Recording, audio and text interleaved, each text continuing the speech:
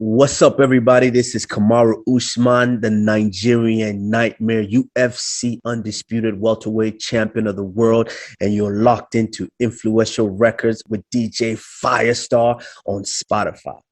DJ Firestar keeping it smashed. Influential Records, your boy DJ Firestar. I'm not new to this. An episode I've been waiting for. The man, the myth, the legend, the Nigerian Nightmare, UFC champion, welterweight, pound for pound, all of that. And bro, I thought I had a good tagline, but I think you outdone me on the tagline by a certified mile. It's a pleasure to have you on, and I appreciate the time, my bro. So how are you, family? Thank you. I'm well. Thank you for that intro. You know, the intro got me buzzing. I'm buzzing now. I'm ready to go. Thank you so much, man. It's a pleasure. It's always great, and it's always humbling for me to hear that. You know, and it makes me want to talk to somebody. You know, when people show that type of admiration and that love, you know, you just want to give all that love back. So I appreciate it tremendously. I've watched a lot of your interviews. Obviously, I've watched your fights. It's a great situation for you to be able to come on and do something a little bit different. You know, I know you're big on your music, as am I, as is what we stand for. And but what drives a man to want to be in the UFC and go into that cage, bro? Because don't get me wrong, the entertainment is phenomenal, but the sport just looks ruthless. And, you know, is it the thrill, or is it just knowing that you're the baddest man on the planet? That's a great question. It was just, for me, it was natural progression. I wasn't one who said, I love fighting. I want to get in and I want to fight in the cage. No, you know, I'm educated. I went to school. There was a lot of other things that I could have done, but I'm an athlete. I love to compete. And it's just certain things in life that just kind of pulled me into the combat space. And then in turns, here I am. I end up fighting in the cage for a living. You know, it was never really the plan, but somehow I fell into it. And absolutely, I love the competition aspect of it. Got you, my bro. Now, a question that I ask all of the guests that come through on Influential Records, the music artists that we've had on, especially the likes of Jeezy, Fabulous, Swizz Beatz. The question applies to you, but it's slightly different. And it's in relation to, obviously, what's been happening worldwide the last 12 months. But for you especially, bro, you know, you've been fighting during this time. My question is, how has the current way of life now changed your routine, your training, your lifestyle? And on top of that, what advice would you give to people listening worldwide who have maybe suffered, you know, loss during this period, financial struggles and mental health? Obviously, as a fighter, but as a human being as well, you've overcome many struggles. Yes, me personally, it's been okay for me because I'm not a social butterfly, you know, if I don't have to. And so I'm indoors most of the time. Like right now, it's Saturday. We're inside. We just cooked breakfast. We ate together, and we were working out outside. And so that's pretty much a majority of my life. So I was still able to do that.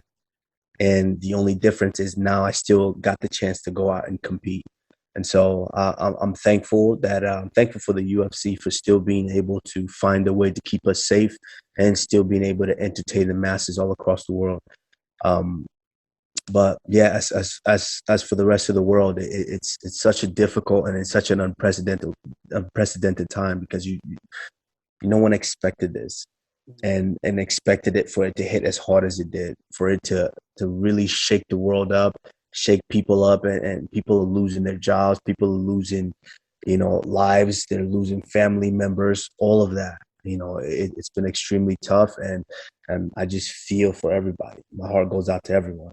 I wish I was in the position to just end all the struggles and heartache for the rest of the world like that, because I definitely would in a heartbeat.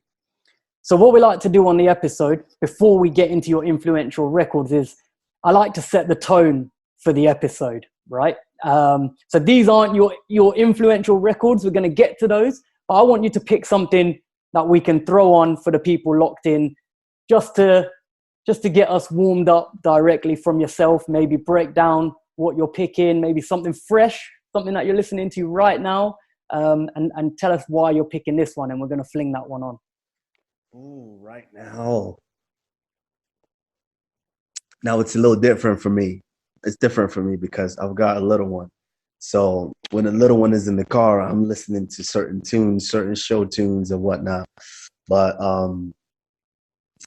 I've been, and I rock with this individual, but I say that Gibbs and Drake, that KMT, that's a hard one for me. When I'm getting ready to go and I'm ready to turn up, that's a good one for me. Let them know that I'm coming hard. So I like that one. We can run with that, definitely, man. And, I wasn't sure whether to jump in with the UK talk. I know we're going to speak a little bit more about, I think I got an idea of what we're going to get from you, but that one, that's thrown me off, bro, because I've been watching your socials, and you've been taking it from everything from Wizkid to the Young Thug, Slime Language 2. You've been banging that, and then I've been banging that too. And then yesterday, I see you mashing up some Naira Marley as well. Yes. I've got a wide range of music. I mean, it's just how my spirit moves me, is what I'm going to listen to. But we're going to get into all that, all of 100%. Absolutely. So we're going to run this one, the Giggs, the Drake. Giggs is my guy, so it's a big selection on the episode to warm us up. So we're going to play this one. All right, so let's keep it moving. Kamaru Usman on the episode, Influential Records. We're just warming you up right now. I've got the man with me, and the next question that I wanted to ask you, bro, is obviously being born in Nigeria and then coming over to the US at such an early age. I wanted to ask you about some of your musical memories growing up, if you remember any from back home and then over stateside, maybe some stories that are personal to you, maybe music that your brothers were listening to, or your parents were listening to back home. Just give us a little flavor. Yes, I think just kind of who we consider the godfather of Afrobeat, Fela Kuti, he was kind of the one that to really revolutionize the music, to really push it forward. And it wasn't just music for people to just rock to. This was music that was talking about the struggle, that was talking about what people were going through. And that's why this man has transcended time over and over and over. It's transcended time to this day, to where he still reigns supreme today because of what he was speaking about. And that's still the struggle that we're going through. And so, Fela Kuti was someone that was very, very big in my household. My dad used to jam to him all the time, my mom and dad. And that was, I would say, one of the main and most influential individuals that we were really rocking to. Yeah, I think it's only right we play something from him. Is there a specific one you want us to throw on? There's one that I really, and I actually had it mixed into my walkout song when I won the title. So it was Smiling and Shuffling, and I had that mixed into the Wizkid, because Wizkid is like Wizkid and Burna. They're both the two guys that really embody that sound, that have taken it to another level. So I mixed them too, and it was amazing. Every time I hear that right now, I'm ready to fight. We're gonna throw that one on to set the tone. It's a big episode. Your boy Firestar, Kamaru Usman. It's a big look. And we're going to keep the episode moving. We're going to get into your influential records, bro. So what I want to do is I want us to run through, we're going to go with 5. You know what I mean? I know that's a lot, but we got you here. So we need to talk the things. And I'm going to hand over to you to basically, let's start with the first selection. I want you to tell me, obviously, the track, the artist, maybe the story behind it, why it's important, anything connected to the reason as to why you're picking this record. And let's get into your first influential record, my bro.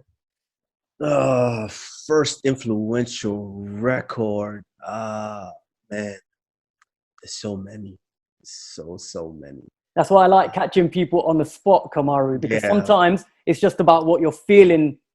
You know, Yeah, that's exactly what how I pick music is Mm. based on how I'm feeling. So it doesn't have to be, basically the music doesn't have to be music of right now or music of like yesterday, vice versa. It doesn't have to be an old school jam. You know, it could be a new school jam as long as it moves me in that way. I would say influential records so far in my, not the last fight, but the fight before that, my Burns fight. I came out to Rick Ross featuring Future, No Games. And the reason I came out, and I felt that way for different periods of times. I felt that way. And it could be something going on with life. It could be something going on, you know, with family, with friends, anything going on, as well as fighting. Sometimes you just want to let everybody know. You just want to let them know that there's no games. Like, you're not playing no games. I'm coming. I want all the smoke. Let's go right now. And that fight happened to be one of those situations to where I could express that.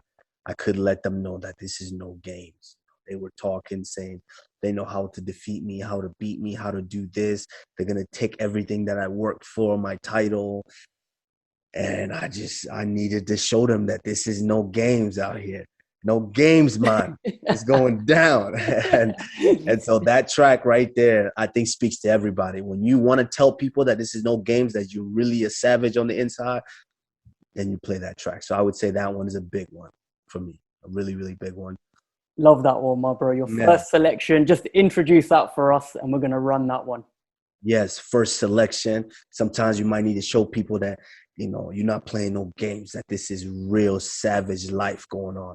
And so the first selection will be Rick Ross featuring Future, No Games. Heavy, heavy. And we're gonna keep it moving, bro. We're gonna jump in. I'm gonna ask you for the second selection, exactly the same again, and let's get into it. Yes, second selection. This is coming off the African Giant album. And Ooh. this is another one of my main walkout songs. This is Anybody by Burna Boy, because, sometimes you just need to let them know that anybody can get it. Anybody can get it. I hear all that talking that they doing. I hear the co-workers talking in the next cubicle, and saying you're not coming up with the presentation, you're not doing this, you're not making your deadlines. I hear it all. So you got to let them know that sometimes anybody can get it. And so that's why I love that track. I love the sound. I love the way that it makes me feel. I love the state that it puts me when I'm getting ready to compete. So, the second most influential track for me will be Anybody by Burna Boy. And I think it's important on that selection. You brought up the man himself as well, and I knew he'd be in the selection. Just touch on a little bit about the relationship with Burna Boy. You're both two massive icons from home. You know what I mean? Both giants. I've heard you say that before. 100% facts. Just and you speak, you hang out. To talk a little bit about the relationship that you two have. Yeah, man, it's a great relationship because it's we speak the same language. We speak different languages, but we're given the same message. Burna using his artistry to be able to reach and touch the masses. There's people in China that have no idea what this man is saying, but they sing this song. They feel it in their soul when they sing this song, and that's something about that, how it really touches people. And the same with fighting. They might not be able to speak English. They might not know how to you might not know how to explain certain moves and certain things to them. But everybody speaks fighting. Everybody in the world, they speak fighting, and everybody in the world, just music touches their soul. And so, that's something that I feel like we're kind of sitting at the top of the throne right now, being able to spread positivity through music and through fighting. I know it's kind of it seems like it's sending a different message because it is fighting, but now we're sending the same message of positivity and really trying to inspire and motivate the masses all across the world. So me and Bruna, we definitely feel it. We share that same passion, we share that same message and that same goal. And yeah, and that's why we came together. Even when we came together for the first time, it was like, that's my brother. You know, we've been just apart for a long time, but that's my brother. So yeah, it's a great relationship, and I actually need to call him soon. Love that. Let's get into this second selection. You know what it is, Influential Records, Firestar, Yes. Kamaru Usman.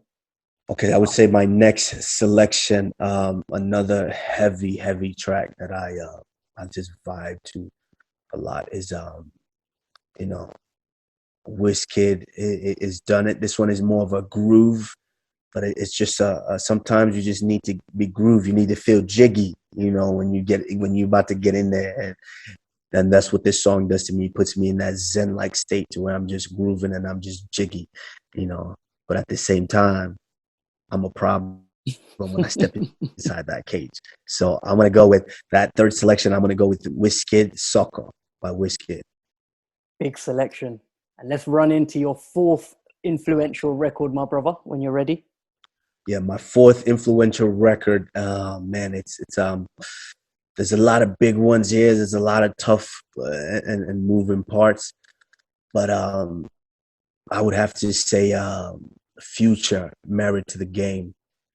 This is a slower track. It's a slower track. It's just more of a melody, a groovy, but it's just, you know, I am married to this game because at the end of the day, this is what provides the lifestyle that I want for my family and even my friends, you know. So I would say, yeah, Married to the Game by Future. Yeah. And so my fifth one Fifth and final, my bro. and final that I just love. It's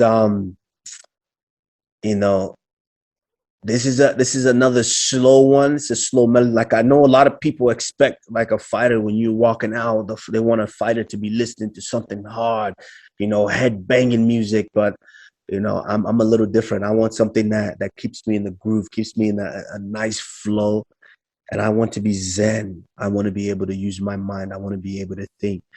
And there are certain tracks with just the flow, with the melody, and the way that it drops. It just makes you feel like $1,000,000. And I would say the next track would be Big G Skeppy. And I answer to no one. I'll have to go with Energy by Wizkid and Skepta. That's just such a banging track for me. So I would say those are my five that any moment, anytime you put them on, I'm rocking. Love that. I love that. Big selection, my bro. Absolutely. I didn't expect some of them. I thought we was going to get an Afrobeats masterclass. I'm not going to lie to you. I have a wide range of music, man. I'm an eclectic taste of music, just from all over, you know, all over the place. No, I respect that. So before you run out of here, I've got some more questions for you, if you don't mind. And you know, we'll just keep it rocking. And one of them is, again, considering how strongly you rep home, you rep Nigeria, you know, and the Afrobeats sort of influence in everything in life, you know. Is there anyone that you've not named so far that you're feeling, or anyone that you maybe want to let the world know about, or that you check for that weren't in that selection? Yes. Oh man, tons of people. Some artists that are buzzing right now. Omale, you know, from the Afrobeat, he's buzzing big time right now. You know, Techno is buzzing big time from the Afrobeat world. You know, we've got Ophili. You know, he's kind of still an up and coming, you know, underground kind of artist, but he's got bangers that are heavy. Zoliski, you know, he's got a what's the track that I would say right now one of my favorite gems right now. I can't think of the name. I'm running blank right now, but I'm jamming to this every day, you know. yeah, it's so many artists that are popping up. It just goes to show just how talented we are as individuals all over the world too, all over the world. You know, so I'm more than proud of what all these different artists are doing. You know, I like everything. You know, from Skepta, from gigs, all from all over the place. You know, all the way to the Afrobeat, Burner, Wiz. You know, Davido, all these guys. I'm so proud, and I'm Rema is big right now. He was just in Massive, Miami yesterday. You know, crazy. so I like all these guys, all of them. How do you stay connected to the scene? You know, just obviously music is global, it is easily accessible. I understand that, but you know, the people you've named, I don't know how strong the Afrobeat scene is in the US where you are right now. Obviously, I know what it does in Nigeria and in the whole of Africa and across the world, but in the clubs over there, like, are you tapping into people back home, or are you just following the guys, or you know, how do you stay up on it? That's a good question. A little bit of all, a little bit of everything. I stay connected to the guys. Like me and Rema, we speak. Me and Davido, we speak a little bit. Me and Berna, obviously, I would say that's my tightest relationship. We speak. Me and Techno, we speak. You know, so Olamide, me and him, we speak a little bit. So it's I try to stay connected with these guys Mm, because you know there's nothing like working your ass off and having someone actually recognize you for that. And mm, so I like to let these guys, I give them the roses while they're here. I like to let these guys know I appreciate you. I appreciate what you guys are doing. So I stay connected with them in that way. But those that don't, I follow. You know, if I follow them, I'm not crazy on social media as I mm, used to be. You know, when it first started, you know, it was big. Everybody wanted to be on it, but now it's kind of it's just a little much for me because mm. my time is so limited. It's because it's all over the place, but I stay connected with them in that way, and and just you know the music it is global. It is global. It might not be as heavy over here, but I just with my family, my brothers, and they make sure that I stay grounded enough to where I'm still able to reach these artists or be able to touch them or have them touch me in any way, shape, form, or fashion. And so it's just these guys they doing a great job. They doing a great job. Like you see them now. Social media is such a great tool, but they use it well. They use it well to where they're getting to me all the way over here. I'm in my house. I'm not leaving my house. I'm here, but they still get to me. So, you know, it's the internet is definitely a wonderful thing to keep us close. But I try to stay connected to them if I can.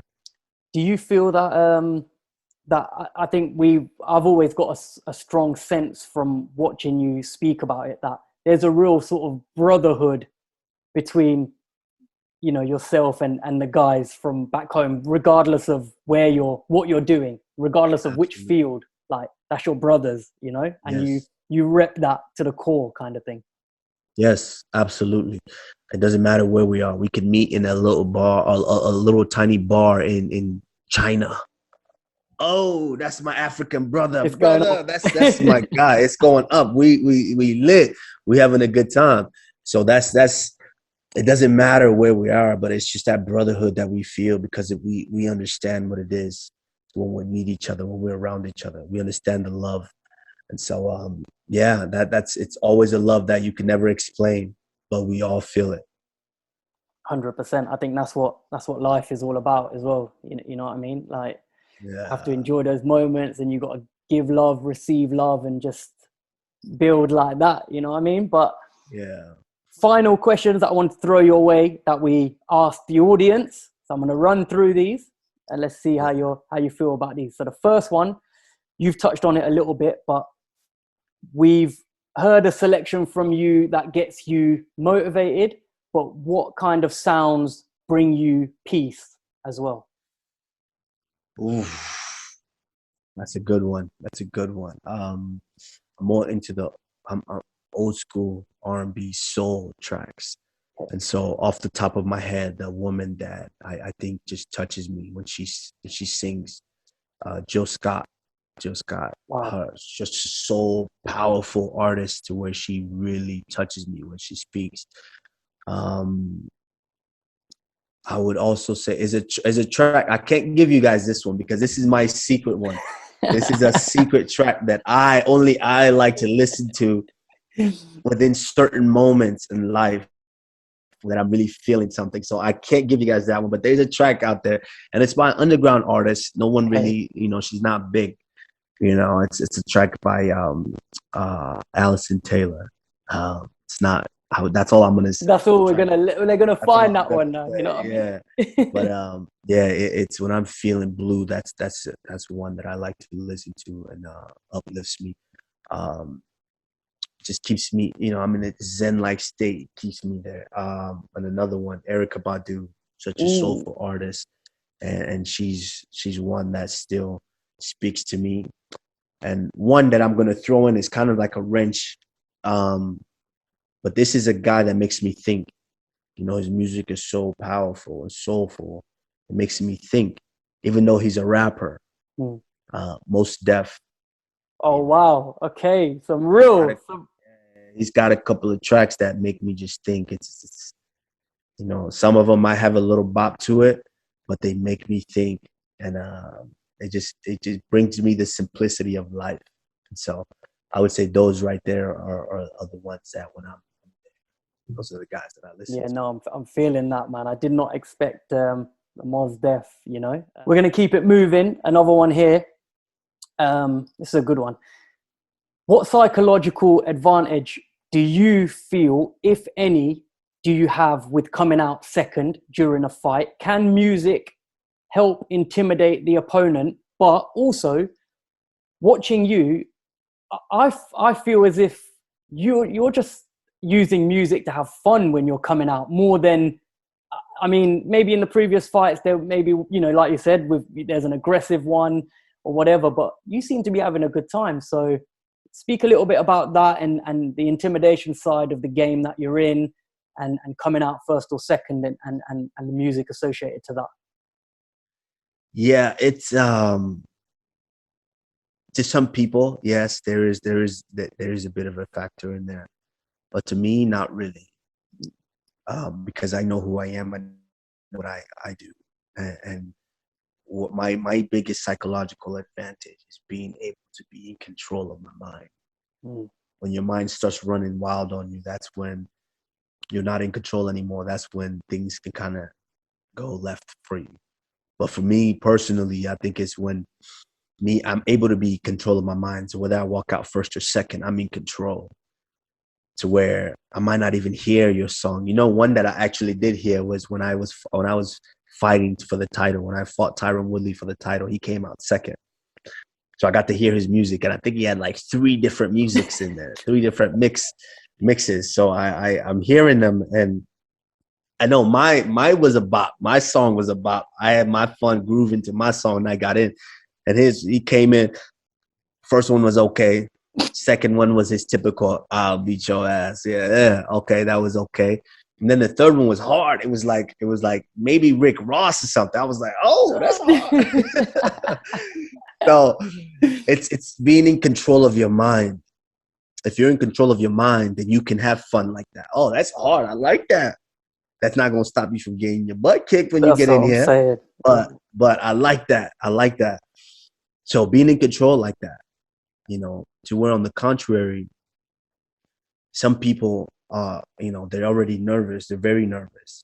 So the longer you make them wait, to when the longer they have to hear your song, that it makes them more and more nervous to even be able to get into that fight.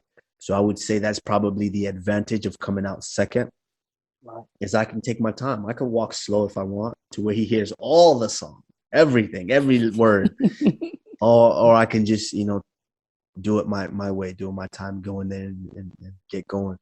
So that's the biggest advantage. But for me personally, I don't really think too much into it because I'm in control. As soon as it's time to go and those lights dim down and that fight's getting ready to be, I'm in control. I think this one plays a little bit off that last question, which is, a lot of guys in the gym, they'll look to their playlist to get to the finish line. When you were entering the 5th round against a certain fighter, I don't like saying his name because for me in the UK, I'll be honest, when I was watching when we watched some of that fight and talk, bro, you know, you're a very real, humble guy, but you have characters, you know, as we know in these sports. And, you know, this guy was talking a lot, you know. What did you use in that 5th round to take you to the next level? And, you know, a great question this is it a Nigerian thing? Because we've heard Israel say before he's willing to die in the octagon. You know, where does this fighting spirit come from? Yes, and just to touch on that Nigeria aspect of it, that's one thing that we do best. Is it doesn't matter what time, where you are in life. Struggle is what we Nigerians know. We've been dealing with it for a long time. So when you've dealt with it for that long, it puts this, you have this spirit, this dog inside of you, because you're going to fight for every last thing that you get. So that, I would say, in that aspect, yes, us Nigerians, we're all fighters. We're willing to do whatever it takes in order to be able to achieve what we want. So yes, that spirit is in us. But in those coming to that 5th round and in those aspects, those particular fights, for me, this is why I say my mind is my biggest tool, is because everything is already, I don't like something that's foreign. You know, like, let's be honest, people don't like change. You know, even though I account for change, I know change is going to happen and I accept it. But at the same time, I want to make sure that nothing surprises me. So everything that I'm going to feel, I've already felt in training coming into this fight. And so going into that 5th round, I've already felt it. I felt it numerous times in training. So for me, it's just, all right, I felt this before. You know, he didn't feel that before.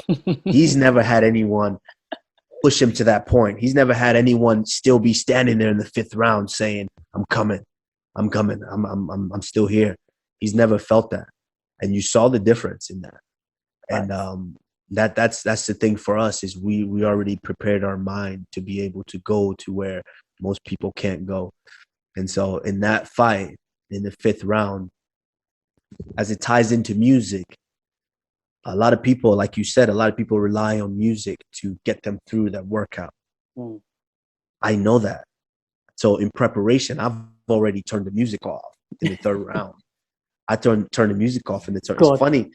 It's funny that you say this, because my coach, Trevor Whitman, there was one day we sparred Friday, and then me and him have a personal session on Saturday, which is usually a hard session. He pushes me very hard. And most people rely on music to help get them through, because music controls emotion. And I didn't spar very well on a Friday. I got hit too much. I didn't do what I wanted. So I was angry with myself. So I came in the next day to training, and we have the big stereo sound system in the gym, because it's just me and him in the gym. And he's like, oh, you didn't put the music on. I told him, I said, I don't deserve music today. He was laughing, and he was laughing at me. Why? I said, because I got hit too much yesterday. I don't deserve music today. He laughed at it, and I don't think he thought he was silly, but I don't think he really understood where I was serious. My mind was at, I don't need music to get me through there. I need to be able to get through the toughest times without added music, with nothing to help me. It's just got to be me in the fire. And so I got through the workout the whole day. He's like, man, you got through the whole workout without music? I said, yeah, that's what I do. So I don't rely on it. So in that 5th round, I've already felt it. I put my mind there. So I'm saying, I'm looking across, and I'm looking at this guy, and I'm telling him, I've been here before. I'm here.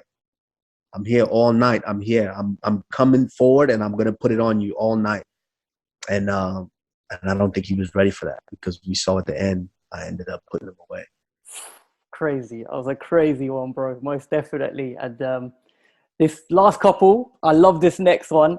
You know, we all dream, bro, of walking out to our favorite track, you know, be it a UFC fighter, wrestler, boxer.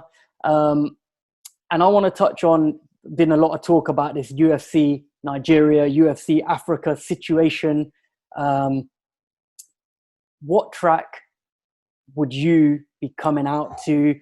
Who would be, if there was, you know, if you could have a walkout with an artist, who would that guy be? Have you pictured this? Have you thought about it? Tell us. Definitely thought about it. Okay. The moment is too great to just have one guy. Right. It's too big. It's too monumental to have one guy. Man. Two at max? Three? I'm gonna have to say two. I'm gonna have to say two. Three might be too much because I don't want to take away from each individual. You got to give them time to really make that impact. So I think because if it was in Africa, it'd have to be a stadium, so their walkout is going to be longer. So I would say two. They have appropriate time to be able to really get the song and get that message to the crowd, to the world. So I would have to say two of them. I gotta put my boy Burna's got to be there. He's got to be there. Like he's got to be there. Where he's at right now, he's like legendary status. You know, yep. he's got to be there, and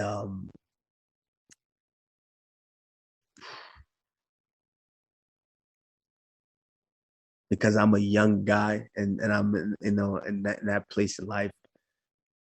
It's tough not to put Wizkid in there too. Ooh, yeah, it has to be. It has to be.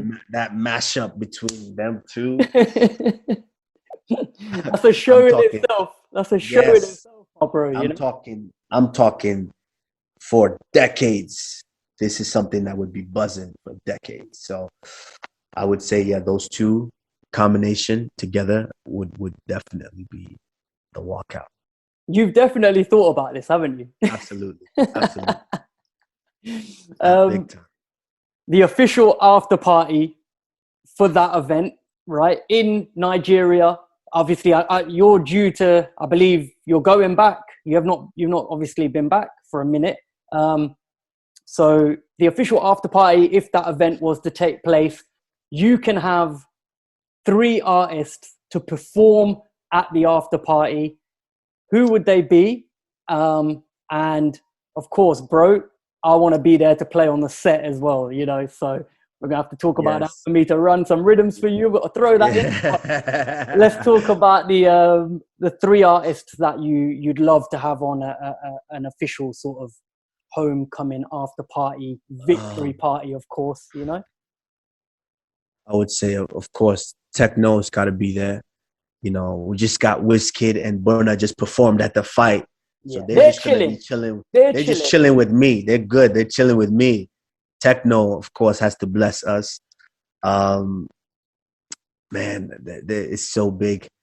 They're all giants in their own right, but I think Davido as well has to bless us with a few tracks.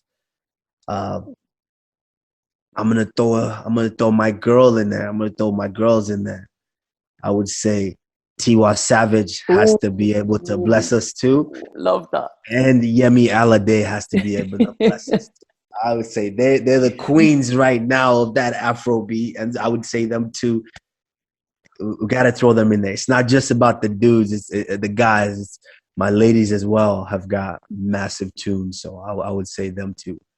I think that is such a it would be such a wonderful moment to have, you know, is even talking about it, you know, I see it. I picture it. It's even, I feel it. You know, so we definitely, you know, God willing, that is definitely on the cards, you know. A great selection of artists, bro. Last one, fight wise for you. You know, you've spoken about guys lapping you in the division, waiting for a title shot. How hard is that in terms of to hear the same old, or to keep, you know, how hard is that in terms of motivation? And for you, what is it that you want to go on to accomplish until you're no longer the nightmare, you know?